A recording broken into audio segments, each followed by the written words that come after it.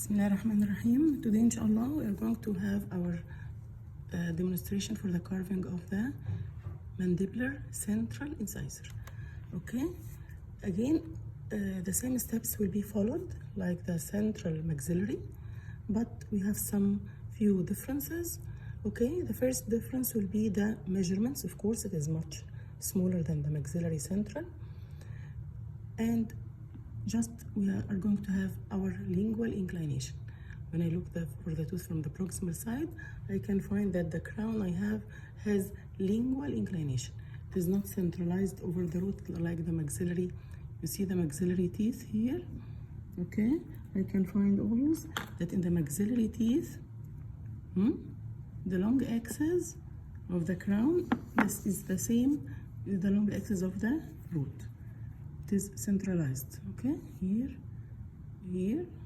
look here. If I have my long axis of the root, the incisal tip of the incisal edge here should be lingually shifted, not centralized. Can you see? Okay, now first of all, what I'm going to do, I'm going to do my trapezoid with the different measurements. First of all, I have the crown length. It will be 9.5. Okay,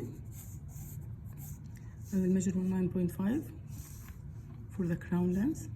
Then I'm going to have my mesiodistal dimensions. Okay, at the neck it will be 2 and 2, and at the crown it will be 2.5 and 2.5. I'm going to join the points.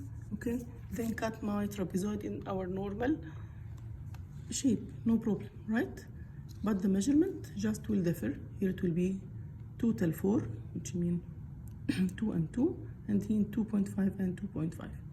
After I cut the first step, I'm going to have my second step, which is the triangle.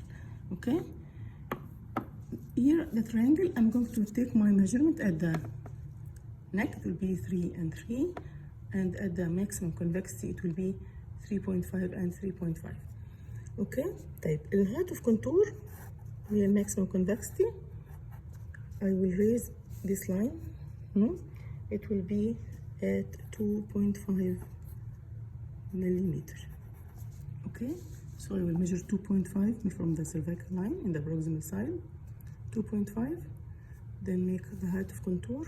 Then if I make it in the wax, I stand here, measure 2.5 millimeter for the height of contour, then make my midline. Okay, after I make my midline, I'm going to have my measurement. At the neck here it will be 3 and 3. At the height of contour it will be 3.5 and 3.5. Okay, then I'm going to join these points here and here, right? In the beginning we used to do what? To join in the midline like this. Okay, now as I am a mandibular tooth, as I told you, I need the crown not to be centralized. I need it to be lingually shifted. So if I'm going to draw this triangle, I need this is my labial side. I need to make 1 millimeter lingual to the midline and join my triangle like this. So it is not on the midline, it is 1 millimeter lingually. Here, if I see here, this is my midline. So if this is my lingual side, I measure 1 millimeter here and join these points to the 1 millimeter lingually, not centralized.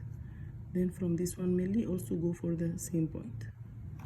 Okay, and complete my triangle here, and the same will be done on the other side, but take care. This is my midline on the top.